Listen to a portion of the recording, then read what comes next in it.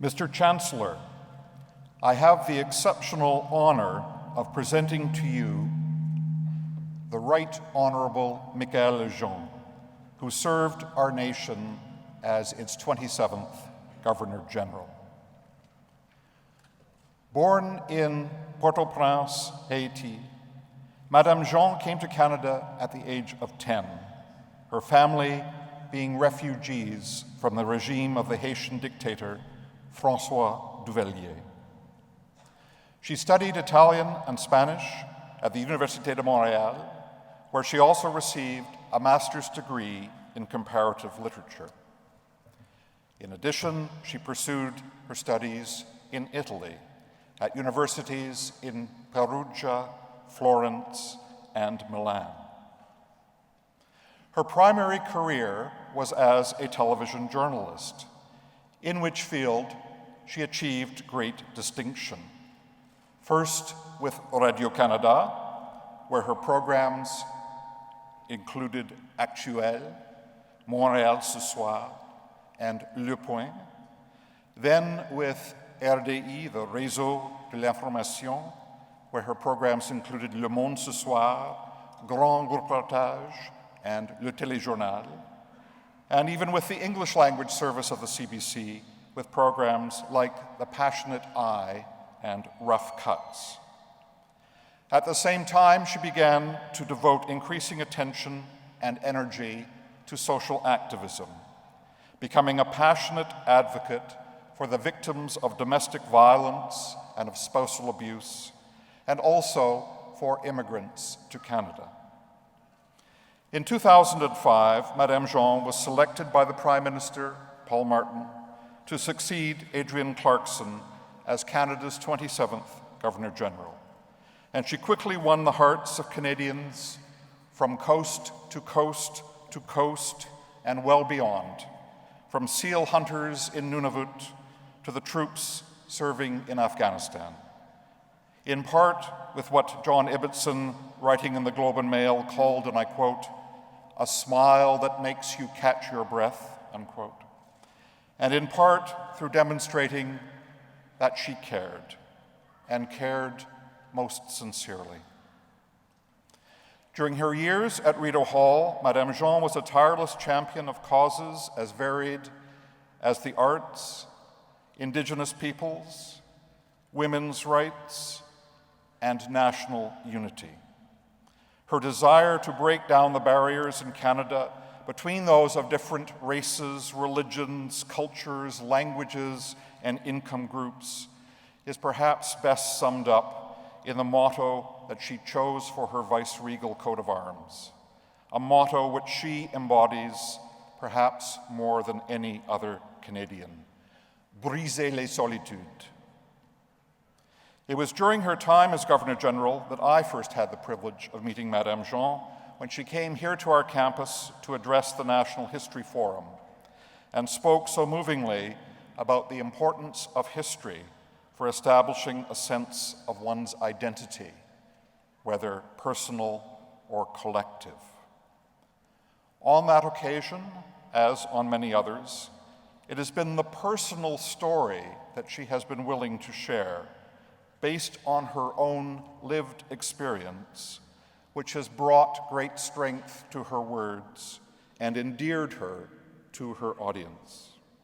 We have all grown to love her for what she is, a warm human being with a driving passion to make our country a better place. Following the completion of her term in October 2010, Madame Jean has continued to serve this country and the broader world in a variety of ways, including her appointment as the UNESCO Special Envoy for Haiti. Last February, she was named as the Chancellor of the University of Ottawa. And with her husband, the distinguished filmmaker Jean-Daniel Lafont, who is with us today also, she continues to work with youth in rural communities and in the North through her co-presidency of the Michaëlle Jean Foundation. Mr. Chancellor, in recognition of outstanding contribution to journalism and service to our country, I request that you confer the degree of Doctor of Laws, honoris causa, on the Right Honourable Michaëlle Jean.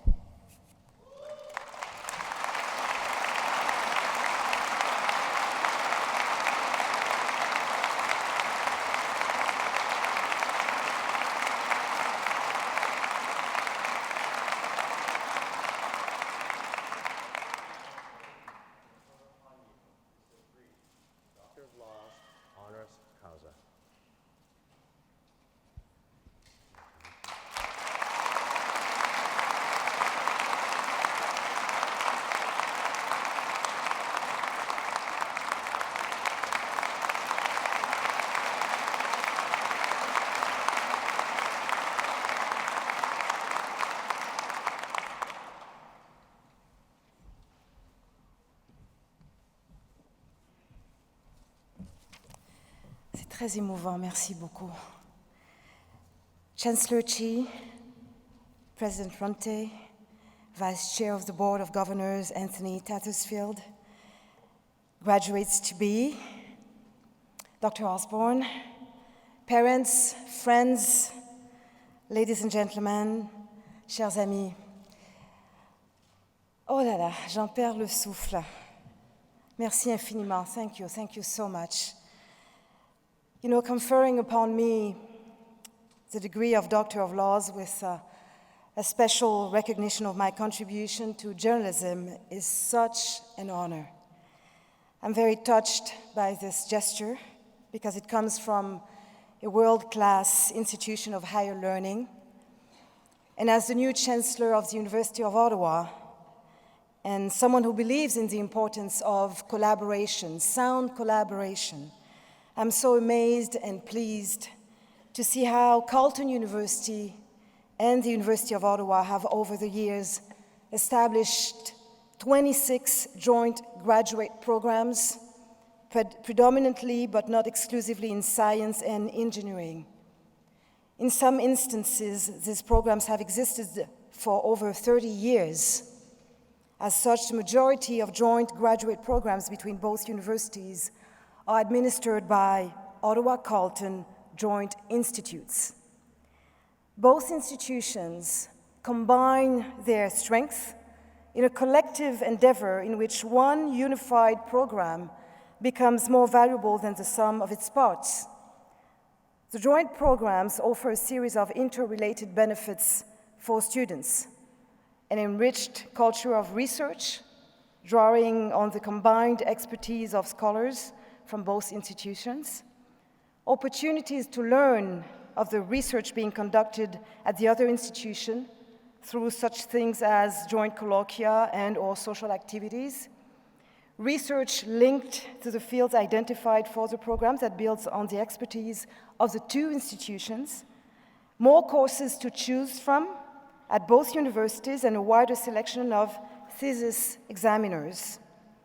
And another thing that both universities share is their determination to cultivate the notions of civic responsibility and public good among their students and faculties.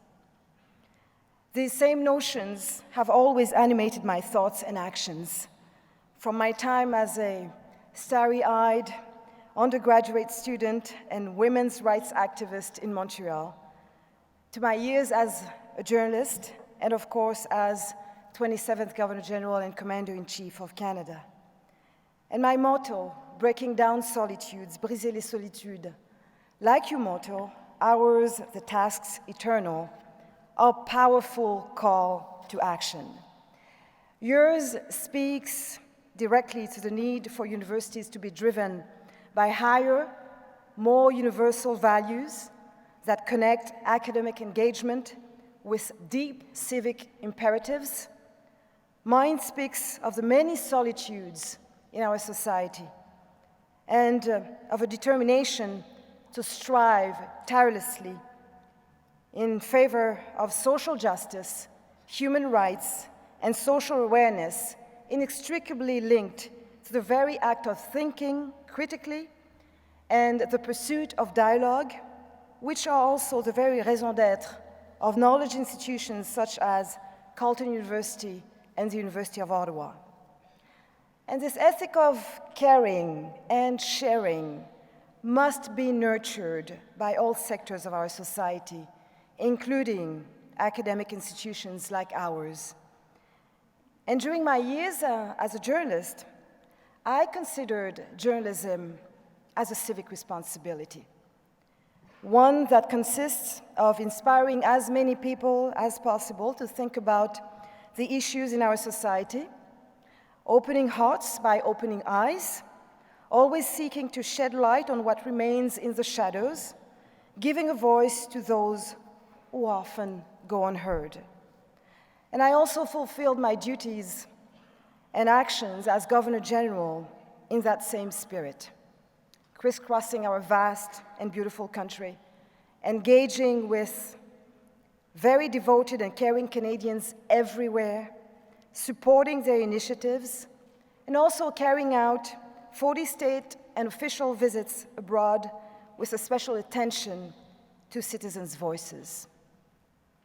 And it was always about the responsibility of breaking the devastating cycle of indifference and solitudes. And I continue to do so through my Governor General Legacy Project, the Michaëlle Foundation, co-founded with my husband, philosopher and documentary filmmaker Jean-Daniel Lafont, who is also proud to be a visiting scholar, senior fellow at Carleton University. So the foundation works with Canadians from across the country to instill the very values of solidarity, citizenship, transformational leadership among our youth. As a charitable organization, we are deeply connected to grassroots organizations, associations across the country, and to hundreds of very creative and socially committed youth-led and youth-driven initiatives that use the arts as precious tools for action and for change.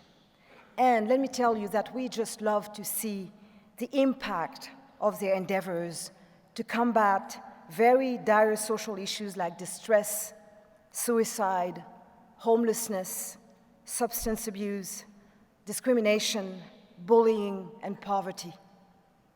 And they are so inspirational, and like them, we believe in the power of the arts to heal distressed souls, to bring peace to troubled communities, to mobilize our youth and our nation around the universal values of solidarity, social harmony, and democracy, in order to create a society in which everyone, everywhere, can fulfill their highest aspirations. For, on numerous occasions, young people have told us, point blank, the arts saved my life. The arts really saved my life.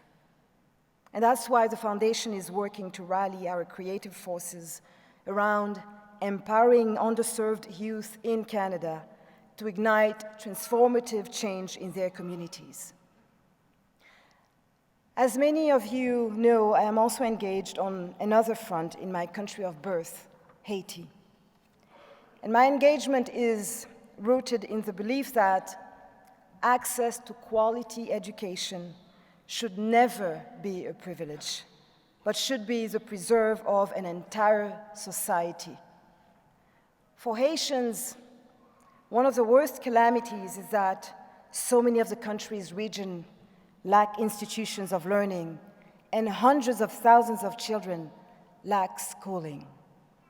As you can imagine, the situation is only aggravated by the tragic earthquake that in January 2010 destroyed 5,000 schools, including 2 universities.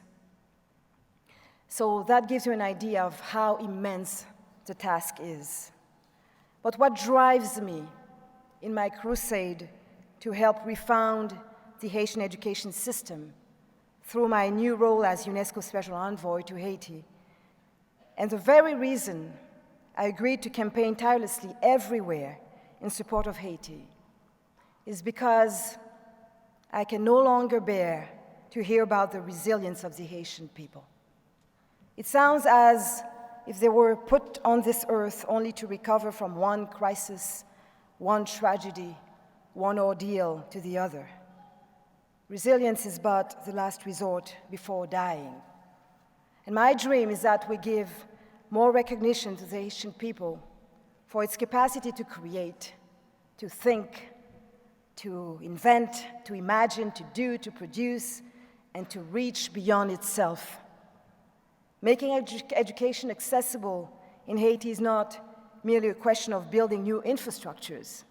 It requires devising national curricula, training teachers, creating academic programs, and building an entire education system that is public, universal, and of quality. And that is why I encourage all of you students in this room, like I encourage, as their chancellor, the students of the University of Ottawa, to acknowledge how lucky you are. Millions of people around the world can only dream of having the chance of attending school. Yet, through circumstances not of their own doing, they are deprived of this inalienable right. So, dear friends, education is indeed a matter of justice and equity that confers clear responsibilities. You know, I can still remember my grandmother repeating endlessly, "Michaëlle, don't forget, education is the key to freedom." Yes, education empowers citizens to become more responsible, more innovative, and less vulnerable. As the bedrock of our democracy, education allows us to challenge and deconstruct preconceived ideas about our society and about ourselves. Education enables us to be audacious in ensuring that we are never, ever afraid to dream big, to take risks, and to take a stand. So I encourage you all to make good on the knowledge and skills you have acquired. And may happiness and success find you always. Tous mes vœux de succès vous accompagnent. Toutes mes félicitations également. Bravo. Merci beaucoup.